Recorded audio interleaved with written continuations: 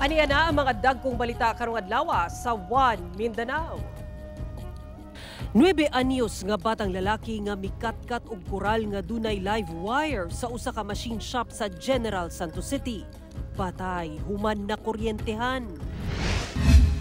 Basura sa pipila ka barangay sa Davao City. Nangatanggong kay wala na kolekta tungod sa guba nga ekipo sa landfill. Nakolekta na kaha? Kapin 300 ka mga pulis sa Police Regional Office 10 nga magsilbing electoral board sa high-risk area sa Lanao del Sur ug Northern Mindanao gibansay sa COMELEC. Pope Francis ilubong na ugma Sabado sa St. Mary Major nga mo'y gitugon sa Santo Papa nga iyang lubnganan. World leaders gilaumang mutambong. Davao City LGU maghanyag og libreng sakay panahon nga mangabot ang napulo ka bag-ong bus units nga gipamalit.